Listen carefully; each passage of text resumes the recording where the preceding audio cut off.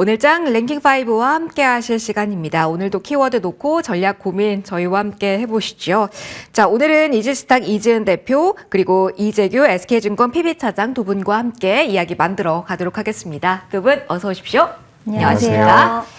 자, 오늘 오전보다 오후에 좀 뚜렷한 부분에 집중해서 시작을 할까 합니다. 아무래도 오늘 지수를 본다면 코스피 지수가 4,000선 회복하면서 삼성전자, SK 하이닉스의 힘이 강화되고 있다는 점이 이 구간의 특징일 것 같거든요. 자, 첫 번째 이야기, 반도체로 이야기 시작해 보도록 하겠습니다. 마이크론의 실적 내일 새벽에 발표될 겁니다. 우리는 오라클과 그리고 브로드컴의 실적 이후에 어느 정도의 거품론 속에 힘겨운 시간을 보내왔기 때문에 마이크론의 실적에서 변화하는 부분을 꼭 확인하고 싶을 건데요. 어제도 분명 확인하지 못한 부분이 있었으니까 경계감이었을 거고 오늘도 여전히 경계감 구분에 있는데 삼성전자, SK 하이닉스의 상승 탄력이 오후 들면서 더욱더 강화되고 있습니다. 이 부분부터 짚어보도록 하죠. 이재규 차장님, 첫 번째 질문을 좀 드려보려고 합니다. 장 초반에는 갈팡질팡하는 모습이 좀 보이는 듯도 했는데 삼성전자, SK 하이닉스 모두 지금 오후 들어서 에너지가 훨씬 더 강해지고 있어요. 어제도 월요일도 마이크론 경계감 지금 마찬가지잖아요. 그런데 무엇이 변화한 걸까요? 두 종목의 힘이 강화되는 이유? 일단 어디서 찾아야 되는지 질문 드리고 싶습니다. 네, 일단 삼성전자와 SK하이닉스가 지난 3, 4거래일 동안 안 좋은 모습이 나왔거든요. 그렇기 때문에 일단 낙폭이 좀 나왔었던 상태에서 반발 매수가 좀 들어오는 게 아닌가라고 생각이 되고 있습니다. 그러니까 우리가 지금 반도체 같은 경우는 여러 가지 분석들이 나오고 있지만 실질적으로 불안한 부분들은 분명히 있겠죠. 마이크론이 실적 발표를 내놓고 나서 시장의 예상치를 웃도는 실적을 내놨다라고 하더라도 마이크론 기준으로 봤을 때 주가가 하락했었던 경우가 오히려 많거든요. 네. 그렇기 때문에 저는 마이크론 쪽에 대한 기대감이 크지는 않습니다. 하지만 삼성전자와 SK하이닉스가 2026년도에 만들어갈 수 있는 영업이익을, 매출을 고려해 본다면 사실 최근 조정은 어느 정도 영향력에서 그런 조정의 영향력을 받았다라고 저는 생각을 하고 있거든요. 그렇다라고 한다면 여기서부터는 반발 매수가 나올 가능성이 저는 개인적으로 높다라고 생각을 하고 있고 다만 여기서 한 차례 더 밀려준다면 그건 오히려 굉장히 좋은 매수 기회가 될 수 있지 않을까라고 보여질 만큼 2026년도에 대한 실적 가시성이 분명히 있다라고 저는 판단이 되기 때문에 제약바이오가 아니라 반도체 같은 경우는 저는 오늘 반등은 일단 기술적인 반등이고 굉장히 다행이라고 보지만 만약에 더 밀린다면 그때는 좀 더 공격적인 매수의 기회가 될 수 있다. 그래서 글로벌 시장에서 지금 어쨌든 유동성이 공급이 되고 있는 부분들을 고려해 봤을 때 이번 주 후반에 BOJ의 금리 인상 인하 여부에 따라서 인상 여부에 따라서 시장의 흐름 자체가 바뀌지 않는다면, 그러니까 매크로적인 측면에서 글로벌 증시가 밑으로 하방으로 움직이지 않는다면 우리나라 반도체 기업들 같은 경우는 오히려 전 우상향을 할 가능성이 좀 더 높지 않을까 그렇게 생각하고 있습니다. 알겠습니다. 일단은 오늘 지금 이 순간에 나타나고 있는 빨간불 자체는 기술적인 흐름 영향이 크다라는 점도 강조를 해주셨습니다. 이지은 대표님께도 같은 질문 해보도록 할게요. 오늘 아직까지 확인하지 못한 구간 속에서도 그리고 하나 더 보태서 질문을 드리자면 원달러 환율이 1,480원 선 장중에 돌파하는 모습을 보여서 외국인 수급을 압박할 수 있는 요인이 이렇게나 많은데 오후에 이렇게 탑2 중심으로의 탄력이 강화되는 이유를 대표님께서는 어떤 시선으로 보고 계신지 궁금합니다.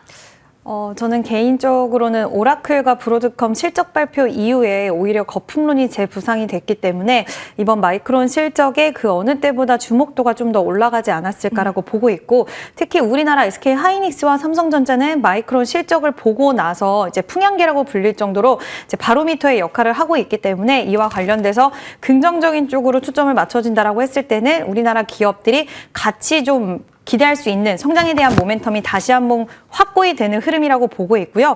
또 가장 중요한 건 오늘 또 삼성전자 관련돼서 HBM4 이야기가 나왔는데 HBM4 관련돼서 그렇게 되면 마이크론이 이번에 이제 HBM4 관련돼서 어떤 언급을 할지가 굉장히 중요해질 것 같고 여기서 뭔가 기술적인 부분들에 대해서 약간의 미스적인 이야기가 오히려 나온다라고 했을 때는 삼성전자가 HBM4 통과에 대한 모멘텀을 갖고 있기 때문에 추가적으로 매력도적인 측면에서는 더 부각을 받을 가능성이 있다라고 보고 있고 또 어저께 SK 하이닉스 ADR 관련돼서 말씀을 드렸는데 비교를 했을 때 지금 경고 종목으로 지정된 이후에 수급적인 요인들이 제한되고 있는 가운데 오늘도 이렇게 상승세를 이어간다라는 걸 봤을 때는 ADR 시장과 비교를 했을 때 마이크론과 비교했을 때 밸류에이션에 대한 매력도적인 측면들이 다시 한번 재구박가질 수 있는 가능성이 있다라는 판단이 들어서 저는 좀 더 긍정적으로 일단은 생각을 하고 있고요. 마이크론 실적 발표를 앞두고 시장이 굉장히 좋다라는 이슈가 나왔는데도 불구하고 최근에 굉장히 호재성 이슈에도 눌렸던 부분들이 있었던 것만큼 물론 이번 주에 BOJ라던가 그리고 좀 대형 이벤트들이 계속 있는 만큼 상승에 대한 탄력도가 시장의 기대 심리보다는 좀 생각보다는 강하진 않을 수는 있겠지만 저는 우상향 기조를 만들어갈 수 있는 또 하나의 초석이 좀 마련되는 과정이라고 생각이 들어서 긍정적인 의견 드려보도록 하겠습니다. 그러면은 궁금한 부분이 내일 새벽에 대표님 우리가 마이크론 실적을 확인하게 되잖아요. 오늘 마이크론 실적 앞두고 마이크론의 주가 자체는 하락으로 마무리가 됐는데 시간의 거래에서 어떻게 우리가 셈법을 계산해야 되나요? 왜냐면은 미리 우리는 선제적으로 3% 지금 강세를 보이고 있기 때문에 내일 마이크론은 실적이 좋아서 오른다. 아니면 실망 매물이 나온다. 이에 따라서 우리가 오전에 생각해야 될 시나리오가 달라질 것 같거든요. 어떻게 판단하면 될까요?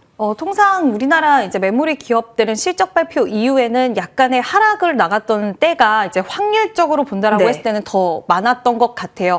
근데 최근 들어서는 이제 슈퍼사이클에 대한 이야기가 나오면서 실적 발표 이후에도 세론 물량을 금방금방 소화해내는 부분들이 있었고 대기 매수세라든지 빠졌을 때 사고 싶다라고 생각하는 그런 매수세들이 금방금방 수급적인 요인으로 붙어줬는데 저는 이번에도 좀 비슷한 양상이 나올 가능성이 있다라고 보고 있고 아까 앞서서도 말씀드렸다시피 상승세는 우리가 기대했던 것보다는 제한적일 수는 있겠지만 만약에 조정의 흐름이 나온다고 하더라도 오히려 대기 매수세가 이를 좀 단기적으로 빠르게 좀 회복 국면으로 들어가게 만들 수 있다라고 판단이 들어서 환율이 굉장히 부담스러운 구간에서도 이런 모습이 나왔다라는 건 뭐 우리나라는 일단 선제적으로 대응하고 오히려 뚜껑을 열고 나면은 세론으로 작용될 수 있는 가능성 아예 배제할 수는 없겠지만 큰 그림으로 봤을 때는 저는 긍정적으로 볼 수 있기 때문에 분할 매수 관점으로는 어저께와 마찬가지로 긍정적인 시각으로 말씀드리도록 하겠습니다. 계속 관찰은 필요하다라는 시선도 공유해주고 계십니다. 그러면은 삼성전자와 같은 경우는 최근에 우리 투톱 이야기할 때 메모리 좀 편중해서 이야기를 했는데 파운드리 쪽도 이야기를 좀 해보죠. 이재규 차장님, 삼성전자만 놓고 본다면 그동안 뭐 메모리 편중에서 벗어나서 뭐 인텔 쪽에서의 칩 수주도 눈앞에 두고 있다라는 뉴스가 나왔더라고요. 최근에 이재용 회장의 미국 출장 이야기도 많이 나왔던 만큼 파운드리만 놓고 봤을 때 연이은 수주 여기에 대한 모멘텀은 조금 더 강한 트리거가 될 수 있을지 점검도 부탁드릴게요. 그렇죠. 뭐 삼성전자 입장에서는 파운드리가 맨날 적자가 나왔었던 맞아요. 부분인데 올해 들어서 뭐 애플이라든지 테슬라라든지 계속해서 이제 수주 소식이 들리고 있다는 것은 저는 긍정적이어 보입니다. 어찌됐건 간에 누군가 무언가 고객사가 있는 상황에서 내가 이 파운드리 업종에 집중을 한다라는 것, 이 사업에 집중한다라는 것은 고객사가 아예 없을 때 집중하는 것과는 굉장히 다르다라고 생각을 하고 있거든요. 그렇기 때문에 이런 레퍼런스가 만들어진 상황이라고 한다면 삼성전자 파운드리 쪽에 대한 점수를 좀 더 줄 수도 있다라고 저는 생각을 하고 있기 때문에 저는 뭐 부정적인 내용은 없다라고까지 표현하기는 어렵겠지만 부정적으로 볼 필요는 없다라는 말씀 좀 드리고 싶고요. 다만 지금 제가 조금 우려가 되는 것은 오늘 삼성전자와 SK하이닉스가 정말 다행히도 잘 올라와 주고 있는데 지금 미국의 인텔이라든지 뭐 엔비디아라든지 마이크론 테크놀로지 같은 경우도 여기서 만약에 한 차례 더 하락하게 된다면 네. 굉장히 지루해질 가능성이 있다라고 저는 생각이 되거든요. 지금 우리가 연말까지 보면 거래일 기준으로 봤을 때 생각보다 많이 안 남았습니다. 어떻게 보면 우리는 2026년도를 대비한다라는 관점으로 봐야 될 것 같은데 반도체는 앞서 말씀드렸던 것처럼 저는 더 밀리면 오히려 매수하기 굉장히 편하지만 오늘은 따라붙기가 굉장히 부담스럽다라는 말씀을 드리고 싶습니다. 만약에 미국에서 뭐 오라클과 브로드컴 이후에 시장이 밀렸다라는 것에 대해서 여러 가지 분석들이 있지만 사실 AI 버블론이 새로 나온 건 아니죠. 전 오히려 유동성의 부분에 대해서 지금 비트코인이라는 가상자산이 많이 반등을 못하고 있거든요. 우리가 대표적인 위험자산을 비트코인이라고 봤을 때 비트코인 쪽으로 자금이 넘어오지 않는 것은 위험자산에 대한 선호 신호 자체가 좀 떨어질 수도 있다라는 판단을 하고 있기 때문에 이번 주가 굉장히 중요합니다. 마이크론도 중요하고 뭐 각 중앙은행들의 그런 정책도 중요한데 그런 발표 이후에 시장 자체가 멀쩡해야지 반도체가 좀 더 힘을 받을 가능성이 높다. 전 이렇게 말씀드리면서 파운드리는 좋은 얘기라는 말씀 추가적으로 드리도록 하겠습니다. 그런 궁금한 부분이 소부장단에서의 흐름이 될 것 같습니다. 이재은 대표님께 추가로 반도체 하나만 더 질문을 드리도록 하죠. 앞서 탑2에 대해 저는 긍정적인 시각을 공유해 주셨는데 오늘 해성 DS도 급등하는 모습이 나타나고 있고 장비단 후공정 쪽에서도 오늘 눈에 띄는 강세 보이는 쪽이 상당히 많습니다. 워낙 최근에 변동성이 컸던 반도체 소부장이기도 하고 오늘 탄력도 코스닥 쪽은 약하기 때문에 반도체 투톱이 달려간다고 해서 반도체 소부장에 대한 확신도 동시에 가져도 되는지 아니면 오늘 너무 강하게 슈팅이 나온 소부장단에 대해서는 일단은 챙기고 보는 전략, 일단은 후퇴하는 전략도 유효한지 점검 부탁드릴게요. 일단 이 안에서도 좀 저는 옥석 가리기는 필요하지 않을까라고 보고 있는데요. 3분기 실적 때 의외로 좀 별로인 기업들이 있었고 네. 3분기 실적 때 분기 최고 매출을 경신을 하거나 하는 기업들이 있었기 때문에 그런 기업들이 4분기까지의 실적 모멘텀 좀 이어갈 수 있는 가능성이 있다라고 보고 있고 또 장비 쪽이라든지 수주는 앞으로 증설에 대한 효과로 인해서 늘어날 수는 있겠지만 이게 바로 실적에 반영되는 부분은 아니라서 3분기 실적 기준으로 해서 계속 최고치를 가는 종목들이 결국 수요 폭발적인 부분에서 같이 성장으로 갈 수 있기 때문에 속도적인 면으로 봤을 때는 저는 개인적으로는 실적 이번에 잘 나왔던 원익 IPS라던가 그리고 이수페타시스, 한미반도체 이런 종목들 ISC 이런 종목들 좀 볼 수 있지 않을까라는 생각이 들어서 그런 종목들의 공통점을 좀 보면 생각보다 소부장 기업들이 최근에 조정이 나왔을 때 그 외로 다른 기업들 대비해서 깊지 않았어요. 그거는 실적을 기반하고 있었기 때문이라고 생각을 해서 일단 추세가 어느 정도 살아있고 실적이 기반된 종목들 위주로의 소부장 기업들은 관심을 가질 영역이 아닐까라는 의견 드려보도록 하겠습니다. 실적이 뒷받침되어야 된다라는 점 그리고 최근에 이 변동성 구간에서도 깊이 내려가지 않은 쪽 이 점으로 좀 압축해 주셨다는 점도 참고를 좀 해보시죠. 소부장까지 반도체 이야기 쭉 해봤습니다. 자 그리고 자동차 자율주행 쪽 이야기로 넘어가 볼까 합니다. 오늘 장에서 테슬라 주가의 영향권 낙수 효과에 대한 기대라고 봐야 될까요? 장 초반부터 자율주행에 대한 강력한 메시지에 우리는 더 주목해야 될지 이야기 나눠보도록 하겠습니다. 테슬라 로보택시 이야기가 훨씬 더 빈도수 높게 들리고 있는 구간이죠. 자 오늘 일단 대형주부터 하나하나씩 볼까요? 현대 위아가 장 초반부터 강하게 그리고 현 구간에서도 고점 부근 계속 녹화하고 있거든요. 9%대 상승 흐름 타고 있습니다. 이재규 차장님, 현대 위아가 오늘 특히 더 강한 이유를 어디서 찾아야 될까요? 테슬라, 자율주행 이게 중요해졌기 때문일까? 아니면 조금 더 이제는 1월 CES가 임박해 오고 있는데 현대위아 같은 경우는 처음으로 여기에서 기술력을 뽐낸다라고 하니까 이 기대감의 일환으로 강하다라고 봐야 될지 성격 먼저 분석해 주신다면. 그죠. 일단 저는 CES 쪽에 대한 모멘텀들이 현대위아 같은 경우도 조금 늦은 것 같아요. 다른 네. 기업들에 비해서. 좀 늦었지만 이제 좀 부여가 되고 있는 게 아닌가라고 생각이 되고요. 현대위아가 굉장히 규모가 큰 기업이라고 생각하시는 분들이 좀 계신데 시가총액 기준으로 봤을 때 2조가 좀 안 되는 기업입니다. 그래서 좀 탄력적인 모습이 나올 수도 있다라고 생각을 하고 있습니다. 그런 관점에서 좀 보시면 좋을 것 같고 오늘 보시면 현대차 그룹주들 같은 경우는 주가의 흐름이 딱히 좋다라고 보기가 어려운데 자율주행 쪽과 관련되어 있는 기업들 슈어소프트테크 같은 경우도 굉장히 견조한 주가의 흐름이 나오고 있거든요. 그래서 이런 부분들을 고려해 본다면 자율주행 쪽에 대한 관심도가 많이 올라가고 있는 것 같습니다. 최근에 퓨런티어라든지 이런 나무가 같은 카메라 모듈 관련주들 같은 경우도 변동성이 좀 나오고 있거든요.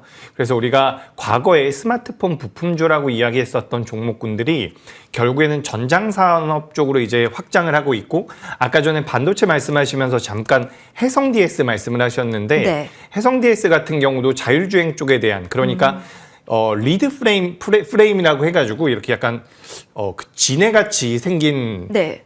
걸 만드는 회사거든요. 그래서 전통적으로 자동차에 많이 들어가는 겁니다. 그래서 네. 자율주행이나 자동차에 많이 그런 수요가 늘어남에 따라서 자율주행 쪽에 대한 수혜도 어떻게 보면 받을 수 있는 것이기 때문에 그쪽에 대한 관심도가 좀 높아지지 않나라고 생각이 돼요. 그래서 현대위아 같은 경우도 추가적인 상승의 여력은 있다라고 생각을 하고 있고요.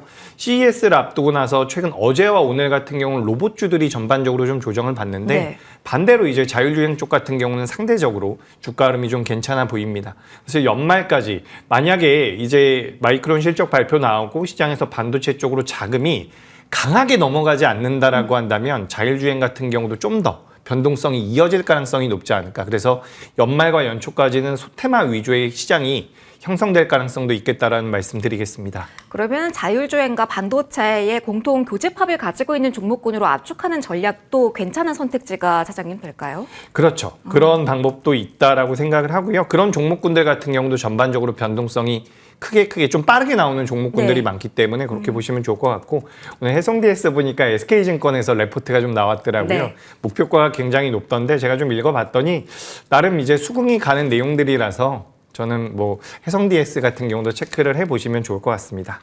알겠습니다. 오늘 리포트 나온 거 예상보다 더 좋은 실적이라는 리포트 나왔으니까요. 72,000원까지 나왔네요. 증권사 리포트도 관심 있으신 분들 찾아보시고요. 계속 이 자율주행에 좀 머물러 보도록 하겠습니다. 이지은 대표님께서는 어떻게 생각하세요? 오늘 새롭게 자동차 부품단에서도 자율주행에 대한 힘을 가지고 올라오는 쪽이 있고, 그리고 어제에 이어서 피론티어, SOS랩 이런 종목들도 연속성을 보이잖아요. 자율주행에 대해서 계속 전략을 가져간다라고 한다면 핵심 종목, 그러니까 기준점으로 잡을 종목은 어떻게 설정해야 되는 건지, 지금 구간에서의 전략적 포인트는 어떻게 가지고 계세요? 기준점으로 봐야 되는 거는 저는 카메라 모듈 쪽 보는 게 맞지 않을까라고 생각을 하고 있고요.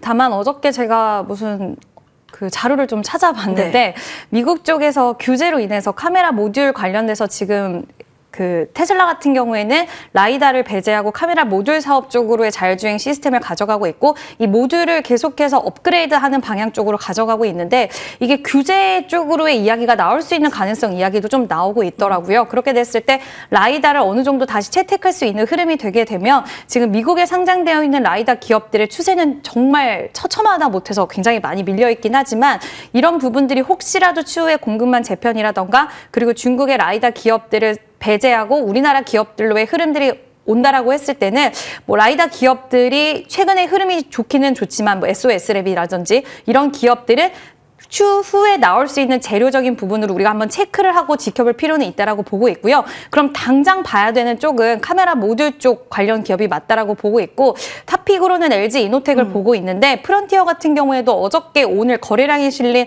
바닥권에서 상승세가 나오고 있어서 예전에 자율주행 모멘텀 이야기 나올 때마다 어떻게 보면 탑픽으로 프론티어라는 기업들이 항상 가장 많이 결혼이 됐던 것 같은데, 오늘 어제 흐름을 보면 지금 바닥권에서 우상향 기조가 오랜만에 나오고 있고, 오늘도 굉장히 또 추가적으로 거래량이 많이 실린 상승세가 나오고 있어서 일단 저는 프론티어에 대해서는 보유하신 분들은 좀 보유 관점 유지해 주셔도 좋지 않을까라고 생각하고 있고, 나는 그래도 좀 든든하게 로봇에 대한 모멘텀, 자율주행 이렇게 전반적으로 아우르고 싶다 하시는 분들은 LG 이노텍이 좋은 선택지가 되지 않을까라는 의견 드려보도록 하겠습니다. LG 이노텍 어제도 이야기하긴 했지만 오늘 시세적으로는 LG전자도 돋보이거든요. 같이 봐도 될지 이지은 대표님 이어서 좀 짧게 봐주세요. LG전자 역시 CES에서 AI 모빌리티 솔루션 공개한다라는 이야기가 나오면서 오늘장 강하거든요. 이 자율주행에 대한 카테고리를 조금 더 넓혀서 LG전자까지 향해도 괜찮다고 보실까요?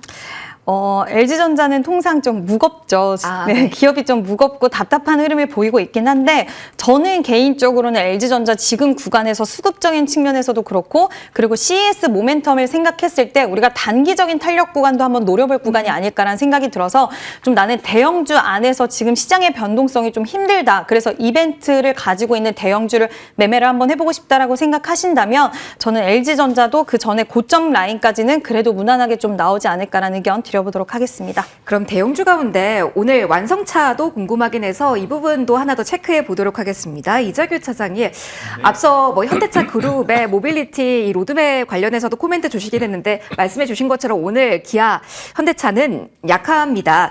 조금 더 모멘텀을 가져갈 수 있을까요? 유럽연합 쪽에서 사실 자율주행과 별개긴 합니다만 전기차는 속도 조절을 하겠다라고 이야기한 점이 오늘 어느 정도의 심리를 제한하는 걸지, 이걸 계속 걸림돌로 우리는 봐야 될까요? 아니면은 조금 더 넓은 시각에서는 현대차, 기아까지 오늘은 기회 요소로 참고해 볼 만할지 궁금합니다. 네, 우리가 주식 매매를 하면서 여러 가지 이벤트들이 있죠. 네. 하지만 우리가 본질적으로 생각을 해봐야 되는 부분은 결국에는 현대차와 기아가 2026년도에 얼마만큼의 수익을 낼지, 자동차가 많이 팔릴지 여부라고 생각을 하고 있습니다. 그래서 어제 같은 경우는 2차 전지가 많이 밀리면서 방금 전에 말씀해 주셨던 유럽에서 그 내연기관차를 없애겠다라는 부분들이 지연될 것이다, 연기될 것이다라는 부분들이 부각이 됐었거든요. 근데 지금 현대 기아와 그 내용 같은 경우는 저는 크게는 연결고리가 없지 않을까라고 생각을 하고 있어요. 우리나라 지금 현대 기아 같은 경우는 하이브리드카 쪽에 대한 모멘텀들이 일본 기업 다음으로는 굉장히 강하다라고 생각이 되거든요. 물론 그 강한 기업 그 분야에 대해서 유럽 업체들이 뛰어든다라고 한다면 그에 따른 부담감은 어느 정도 있겠지만 뭐 현대차와 기아가 지금 가지고 있는 이런 캐파를 무너뜨릴 정도는 아니라고 생각을 하고 있습니다. 그래서 그런 관점에서 본다면 현대차와 기아 같은 경우는 어떻게 보면 지금 눌릴 때는 조금 편안하게 매수할 수 있는 그런 구간에 놓여 있지 않나라고 생각이 돼서 최근에 우리가 사실 현대차 같은 경우는 로봇 쪽으로도 많이 엮였잖아요. 네. 근데 그 부분들이 저는 일시적이지 않을 거라고 보고 있거든요. 내년에도 이제 완성차 판매에 대한 메리트가 좀 부각이 될 것이고 로봇 쪽에 대한 메리트가 같이 부각이 된다면 저평가까지 추가 상승의 주가의 상승 가능성은 높지 않을까. 저는 그렇게 판단하고 있기 때문에 현대차 그룹주는 저는 긍정적으로 보고 있습니다.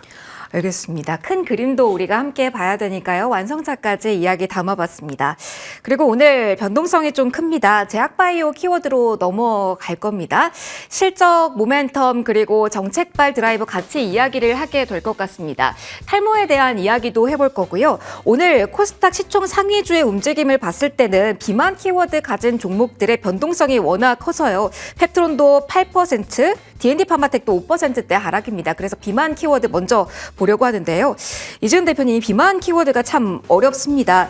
뭐 건보 적용 확대에 뭐 비만 키워드가 들어가기도 했지만 일단은 화이자가 내놓은 가이던스 탓을 오늘장만큼은 해야 되는 것이 맞는지 비만 관련해 특히 펩트론 중심으로는 오늘 기술적으로 보시는 분들은 고민 좀 하실 것 같습니다. 어떤 흐름으로 맥락으로 이해를 해야 될까요?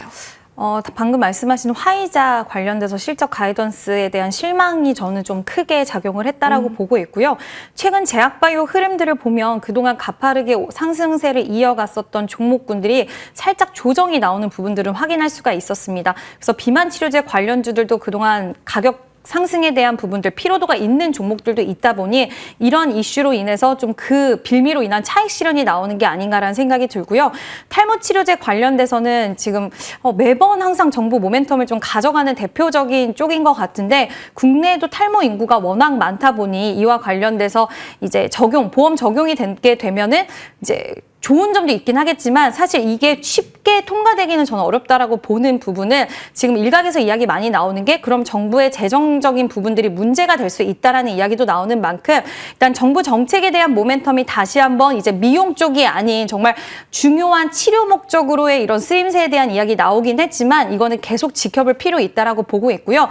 대부분의 종목들이 시가총액이 상당히 낮다라는 점 그리고 지금 시장의 분위기가 살짝 얼어 있다 보니까 테마성의 종목들의 수급이 좀 유입되는 점이 테마 관련된 종목들의 시세를 좀 끌어갔다라고 보고 있고요. 위더스 제약이 이렇게 강한 시세를 가장 먼저 이어가는 이유는 이 탈모 쪽에서도 장기 지속형 주사 플랫폼을 지금 대웅제약과 같이 협업해서 개발을 하고 있는 상황이다 보니 가장 강하게 시세를 이어가고 있는데 뭐 시장이 불안하면 불안할수록 이런 쪽으로의 수급 쏠림은 계속 이어질 수는 있겠지만 정부에서 어떤 이야기가 나오는지에 따라서 또 흔들릴 때는 굉장히 크게 흔들릴 수 있기 때문에 저는 단기적인 모멘텀으로 지켜보시는 게 좋고 비만 치료제 관련돼서는 뭐 D&D 파마텍이 지금 JP모건 헬스케어 일정도 있는 만큼 좀 분위기 쇄신이 되는 부분들을 한번 지켜볼 필요는 있지 않을까라는 의견 드려보도록 하겠습니다. 시장 상황도 같이 감안해서 이야기를 해주셨습니다. 탈모 짧게만 한 번 더 짚고 가도록 할게요. 이재규 차장님, 앞서 탈모에 대한 이야기를 대략적으로 하긴 했는데 테마 영역에서 정책의 입김이 더 거세질까 이 관점으로 좀 질문 드릴게요. 장 초반에는 TS 트릴리온만 상한가였다가 지금은 알리코 제약까지 상한가에 들어간 상황이거든요. 계속 시장은 이 정책적인 모멘텀을 받을 수 있는 종목들을 확장해 나가는 패턴이 주 후반까지 또 이어질 것이다. 이쪽에 몰리는 수급 자체는 염두하면서 제약 바이오 우리는 생각을 해야 될까요? 전략적인 포인트를 큰 틀에서 고민을 같이 해주신다면요. 네, 일단 지금 우리 시장 같은 경우는 정책적인 모멘텀이 굉장히 큰 영향을 미치고 있는 건 맞습니다. 그렇기 때문에 우리가 좀 큼지막한 제도 개선이라든지 뭐 정부에서 육성책이 나온다라고 한다면 보는 게 맞다라고 보여지는데 지금 탈모 같은 경우는 저는 개인적으로는 모르겠어요. 이게 생존의 문제라는 표현을 하셨는데 맞나 잘 모르겠습니다. 지금 알리코제약 같은 경우는 시가총액이 600억 정도 되고요. TS 트릴리온 같은 경우는 300억 정도가 돼서 변동성이 잘 나오고 있는데 뭐 저도 탈모가 좀 있습니다. 하지만 모르겠어요. 정책적으로 이게 맞는 건지는. 그래서 저는 이제 이런 기업들 같은 경우는 변동성을 좀 보시는 게 변동성 위주로 좀 접근을 하시고 투자의 관점으로는 제가 말씀드렸던 것처럼 뭐 주 후반까지 좀 보시고 자금의 방향성을 좀 따져보시는 게 맞지 않을까라는 말씀 드리도록 하겠습니다. 알겠습니다. 정책의 입금이 거세지는 시장이라는 점은 한 번 더 찝어주셨습니다. 그럼 연결해서 우리 소비로 넘어가 볼 텐데요. 앞서 제약바이오 쪽에선 정책의 수혜가 예상되는 쪽에 빨간불 이야기를 했잖아요. 반대입니다. 외국인 카지노 민간에 허가 안 된다. 이게 바람직하냐라는 날카로운 이야기가 나오면서 오늘 초반부터 파라다이스, 롯데관광개발, 카지노 쪽에 하락 폭이 상당합니다. 많이 저점 부근에서 올라오질 못하는 상황입니다. 외국인 전용 카지노 쪽에 직격탄 현재 구간에서 맞고 있는 상황인데요. 이재훈 대표님, 무언가 구체화된 대책이 나오거나 방향성이 나온 건 아닌 상황이잖아요. 대통령의 코멘트가 생중계된 상황에서 이렇게 시장이 반응을 하는 건데 그렇다면 지금 대응은 어떤 방향으로 해야 돼요? 아직 남겨진 절차가 있으니까 무언가 확정적으로 보진 말아야 될까요? 아니면 위축된 심리이기 때문에 이쪽은 보수적인 관점이 당분간은 유효할까요?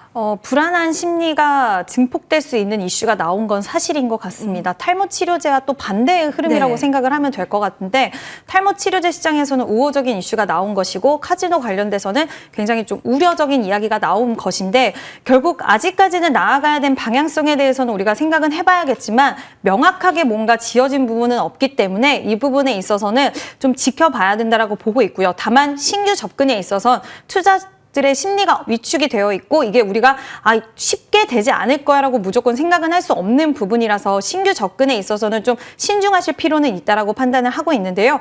롯데 관광개발 같은 경우에는 지금 관광객들이 엄청나게 많이 오고 있고 지금 우리나라 인바운드 수요가 급증하는 가운데 어떻게 보면은 정말 수혜를 가장 크게 볼 수도 있는 쪽에 복합 리조트 사업을 영위를 하고 있어서 그 외에 호텔 사업부라든지 물론 카지노 매출에 대한 기대 심리가 가장 컸던 건 사실이긴 하지만 실적에 대한 부분들과 이런 부분들이 훼손이 당장은 된 것은 아니기 때문에 저는 보유하신 분들이 추세 자체가 추가적으로 훼손되는지는 좀 보실 필요가 있겠다라고 생각을 합니다. 오늘 주가가 지금 21,000원 부근에서 딱 지지가 발생했다는 것은 그 21선에 대해서 이탈 흐름이 나온다라고 했을 때는 계속 아랫꼬리를 달면서 반등이 나온 이유, 매수세가 붙어주기 때문이고 지금 현재 구간에서는 외국인의 매수세가 이어지고 있는 상황이라서 수급적인 요인들과 기술적인 부분으로 추가 하락이 나오지 않는다라고 했을 때는 우리가 생각했던 것보다는 단기적으로 이렇게 반등 흐름이 나올 거나 아니면 횡보의 흐름이 나올 수 있기 때문에 내가 너무 많은 비중을 담고 있는 상황이 아니라고 한다면 저는 좀 더 지켜볼 필요는 있겠다. 다만 신규 접근에 있어서는 이게 심리 자체를 불안하게 만드는 요소가 될 수 있기 때문에 지금은 좀 한 발짝 뒤로 있다가 추세라든지 이런 것들이 좀 명확해졌을 때 신규 접근도 유효하지 않을까라는 의견 드려보도록 하겠습니다. 확인하고 새롭게는 봐야 된다라는 의견 주셨습니다. 그러면 어제도 소비 쪽을 보긴 했지만 강한 쪽이 뷰티 화장이었거든요. 오늘은 패션 의류 쪽이 강합니다. 한세 실업도 지금 두 자릿대 강세를 보이면서 아무래도 업황 회복에 대한 기대감 가지고 있는 쪽이 강하게 움직이거든요. 이재규 차장님, 네. 소비재 쪽에 몰리고 있는 시선을 조금 더 주목할 필요가 있을까요? 테마 섞여 있는 종목도 있지만 펀더멘탈적으로 주목받는 의류주들이 오늘 뛰고 있어서 코멘트 부탁드려보겠습니다. 네, 의류주는 생각보다 강한 지가 꽤 됐습니다. 네. 그래서 우리가 오늘 뭐 출산 관련주들도 변동성을 테마로 만들어서 보여주고 있는데 지금 뭐 한세실업이라든지 영업무역, 감성코퍼레이션 그리고 뭐 JS코퍼레이션 같은 경우는 굉장히 견조한 모습이 나오고 있습니다. 그래서 저는 우리가 이제 어쨌든 반도체를 빼놓고 이야기할 수 없는 나라이기 때문에 반도체에 대해서 계속해서 말씀을 드릴 수밖에 없는데 지금 실제로 미국 같은 경우도 M7보다 그 외의 종목군들의 2025년도 주가 수익률이 더 좋았거든요. 소비재 쪽에 대한 관심이 미국도 마찬가지고 우리나라도 마찬가지로 계속해서 들어오고 있다라고 보시면 좋을 것 같습니다.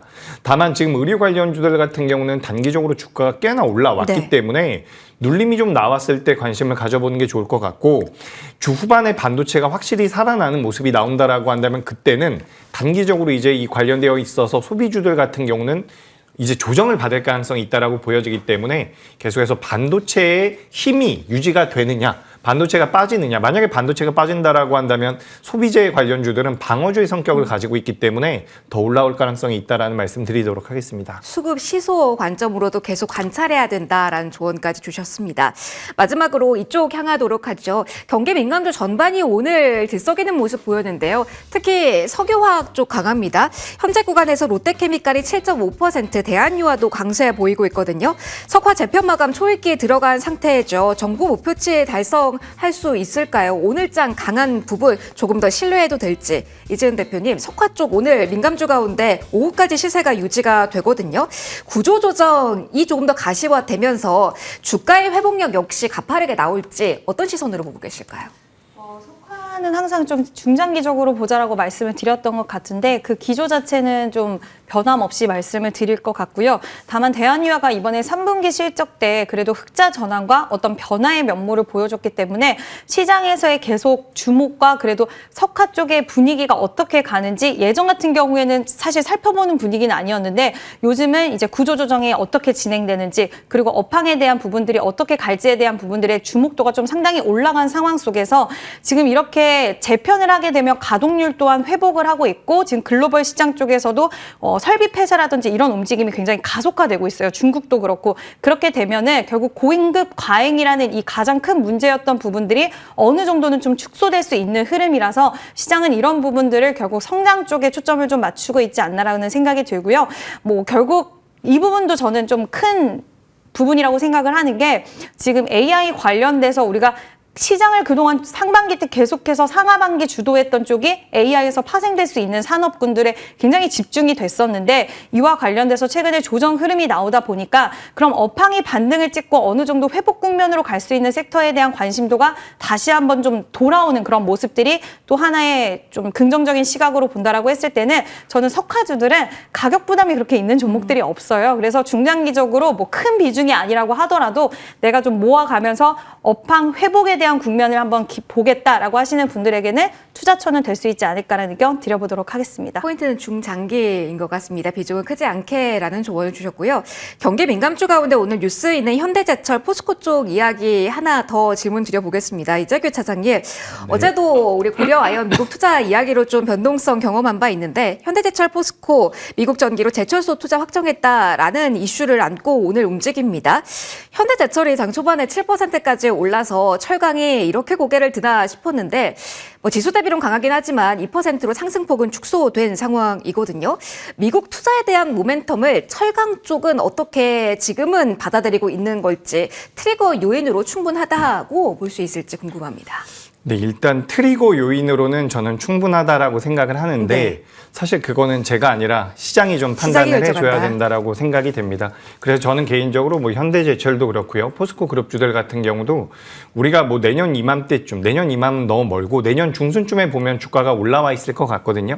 하지만 단기적으로는 우리 시장을 이끌어가고 있는 것은 어쨌든 반도체이고 반도체가 오늘 반발 매수가 좀 들어오고 있는데 이 반도체보다는 약할 것 같아요. 중장기적으로 보신다면 저는 제철 쪽 같은 경우도 매력적이고 방금 전에 말씀하셨던 뭐 화학주들 같은 경우도 제가 얼마 전에 화학주 한번 반등 강하게 나왔을 때 이런 종목은 지금 사셔도 됩니다라는 말씀 드렸거든요. 그래서 우리가 시장의 분위기가 조금 바뀌긴 했어요. 근데 이 바뀐 게 쭉 이어져서 소비재가 강하고 뭐 철강, 화학이 강하고 이렇게 갈지 다시 돌아와서 반도체가 강할지는 우리가 좀 더 봐야 됩니다. 근데 저는 뭐 전반적으로 나쁘지 않은 것 같아요. 그렇기 때문에 속도의 차이를 좀 고려해 보시면 좋을 것 같고 내가 뭐 여기도 저기도 투자를 해보고 싶다라고 한다면 뭐 배분을 해가지고 포트폴리오 구성하신다면 괜찮은 시장이라는 말씀 드리도록 하겠습니다. 알겠습니다. 역시 사장님께서도 중장기 좀 긴 시각까지 조언해 주셨습니다. 자, 오늘장 랭킹5는 여기서 마무리해야 될 것 같습니다. 두 분과의 시간은 여기까지고요. 지금까지 이재은 대표, 이재규 차장 두 분과 함께했습니다. 오늘도 고맙습니다.